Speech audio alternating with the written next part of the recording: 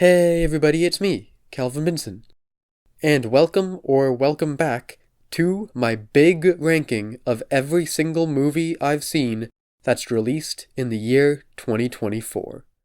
This is one big video, and in order for it not to take too long to get it out there, I've split it into parts.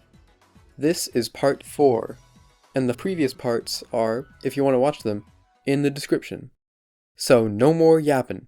Here are the next tiers in the Ultimate 2024 movie ranking. Let's just start it. And next, at 47th place, I've got Lisa Frankenstein, the debut of Zelda Williams as a director, in a coming-of-age movie where a girl falls in love with a young Frankenstein. Now usually, I try to give a background on a movie, or maybe something that it's connected to when reviewing it, but this movie is just so different and stylized, there's really nothing to compare it to. I guess the closest thing I could compare it to would be Jennifer's Body. For one, because they were both written by the same person, Diablo Cody. This is such a creative, stylized movie. At the core, it's a coming-of-age movie, but told in the craziest way. Lisa is a traumatized person, witnessing her mother getting killed, and she just wants to be with a dead guy, hanging out at his grave, and thanks to a lightning storm, the dead guy comes back. And Lisa sets out to retrieve other people's body parts to make him a full human again. And the actual film is just as weird and inventive as the story. Everything has such a style to it, it all meant to invoke an 80s retro-futuristic vibe, and really just embodying goth culture. It just feels like a fever dream. In the most grisly and grotesque scenes, they're set to the most out-of-place, happy, upbeat songs you could, and of course, the trip to the moon scene. This sure is a trip, I'll give him that. The best part is, the comedy doesn't take complete precedence over actual serious character moments. The comedy in this film is built on real-world commentary, on how the 80s were, the stigmas of that time, and the multitude of issues with it. Most prominently, trauma. Lisa is a traumatized person, and isn't exactly sound of mind. But the society around her ignores her trauma, which backfires. She becomes a recluse, and eventually becomes a sadistic killer. And all this is told through the lens of comedy. The movie isn't afraid to be so unique, to touch on sensitive issues through jokes, to have weird-ass, visually bonkers scenes, to have such a unique style. It's just its own thing, and I appreciate how this movie was so creative and fun. So, moving on, in 46th place, I have Caddo Lake, the next Shyamalan movie, but not really. It was produced by him, not directed or written, but this does have a very clear Shyamalan style of filmmaking. This is a movie set and filmed in the beautiful place of Louisiana, where it's about a girl going missing in the bayou, and a search begins for her, but when looking for her, the leads end up in a big supernatural mystery. The story is split between the sister-in-law of the missing girl, and this other dude who's also just looking for the girl. And we think it's just a random dude with no relation to this girl, until the end. For most of the movie, nothing really makes sense. There's so many little things that are just random, but by the end, everything comes together. It's a really interesting thriller. The pacing is so odd, but it's shaped around the story. It's just cool. I won't spoil it, but the movie is actually centered on a certain story element, and the way it was done, it was confusing, and didn't make a ton of sense, but it was such a cool tapestry of a story to see, with so many twists and turns. And at the end, when all the pieces of what's going on are put together, that tie every little thing in the movie into one big story, that's simply fun. This is just a fun thriller. Not much more to say. And arriving at 45th place, I have Salem's Lot, a movie based on the book by Stephen King, all about vampires. I've actually been waiting a while for this movie, like multiple years long. You see, the film was announced back in April 2019, but then the pandemic happened, and they weren't able to film for a couple years, but in September 2021 they did, completing the movie a whole year later in 2022, but it just wasn't released. And then in 2023, Warner Bros., the studio making the movie, was being bought by Discovery and taken over, and their new business motto included them deleting finished movies to write them off for taxes, so that made people wonder, would Salem's Lot have the same fate? and since then, the movie was in limbo. In 2024, Warner Bros. Finally announced it would release in October because they apparently had nothing else to put on their streaming service, Max, and it has finally been released. So after all this, was it worth the 5-year wait? Not really, but it's pretty good. Let me first say that the cinematography is great. Like the sunset shots, just great.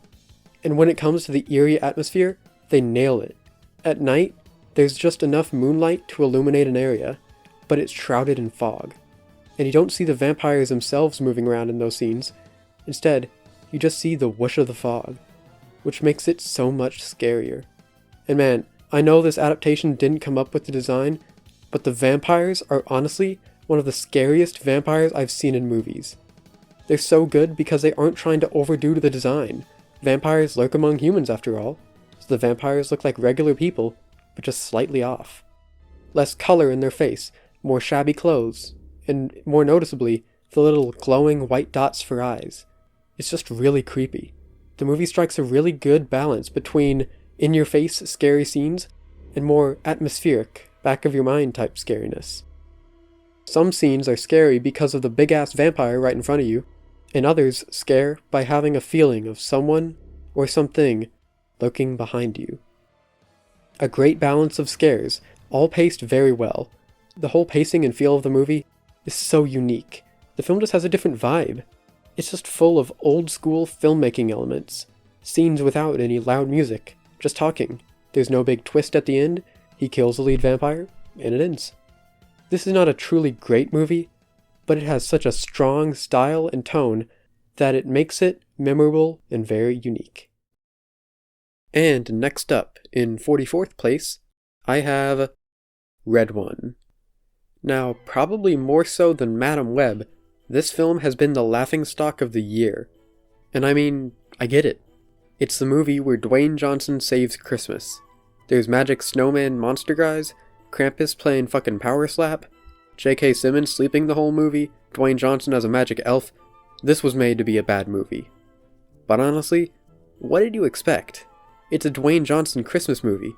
Yeah, it's dumb, but excellence shouldn't be the bar for everything. Honestly, I don't use this insult a lot, but get a life. It's a fun Christmas movie.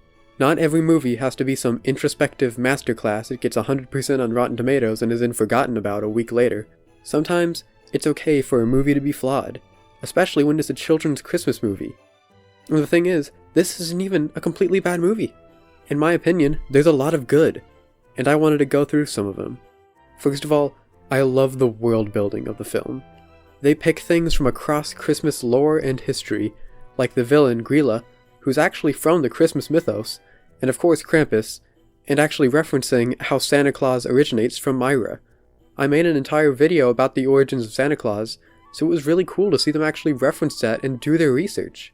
And they take these legends and reshape them into this different world, with a unique style. I always love when a movie has a world that feels lived in, that has its own history, and stories that you don't see. There's all these mythological creatures, all inhabiting the same world and interacting, with divisions of Santa's workshop worldwide, and entire cities hidden in the North Pole. It adds a ton to the immersion. They put a ton of work into modernizing all the elements of Santa Claus, and even if it's stupid, making all of them semi-realistic and based in technology alongside magic. It also helps having actors play it straight and give each line genuinely, played with such earnestness. Another big reason I really like this movie is that it has an overarching theme and a message. There's an interesting emotional core. The whole arc that the Rock's character, Callum Drift, goes on is feeling disconnected with Christmas. There's interesting ideas presented, like how now there are more people on the naughty list than nice list, that adults are growing more hostile and bitter to Christmas. And by the end, seeing Jack reconnect with his son and bond over Christmas spirit, he learns to see the child in every adult, that it's their job to bring that childlike wonder back into adults, and that's what made Christmas magical for him once again. This movie actually has something to say, but reviewers just decided to be Grinches. For this kind of movie, I was surprised at how many good quotes, laughs, scale, and good moments of Christmas spirit there actually are.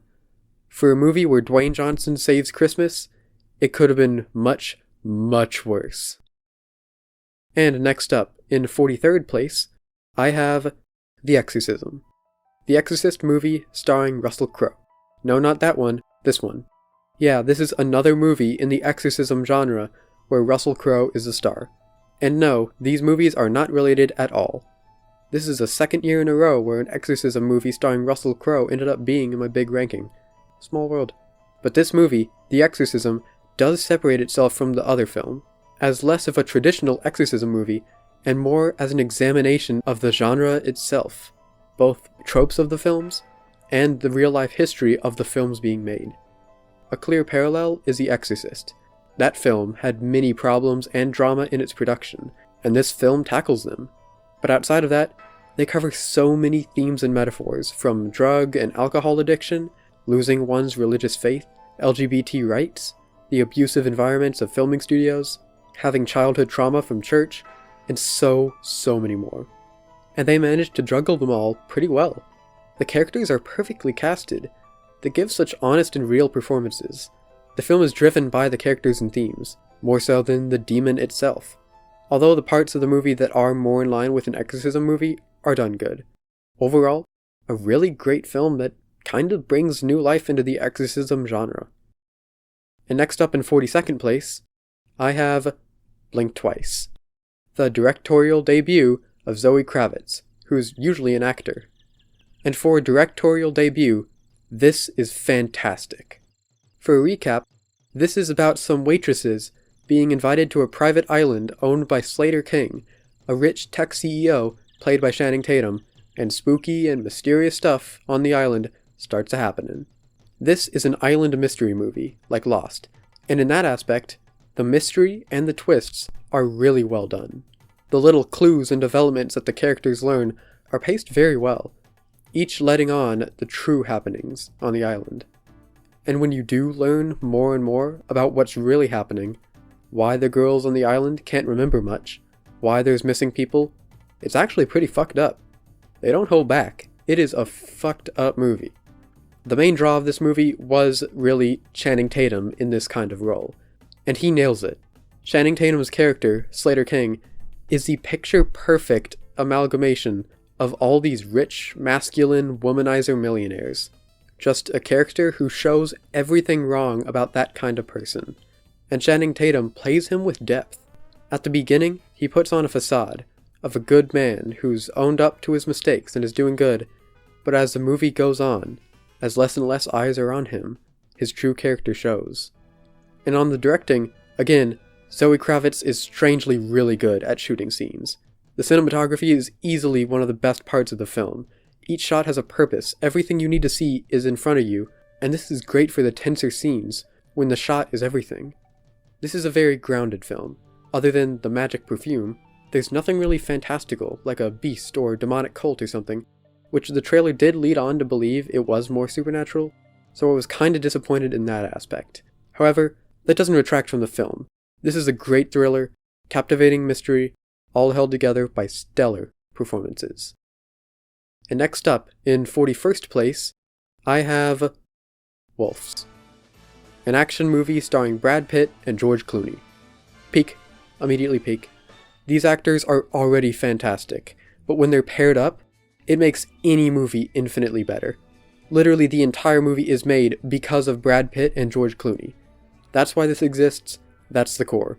That is what makes this movie great. Literally the perfect chemistry for any actors. They bounce lines off of each other like they're playing tennis.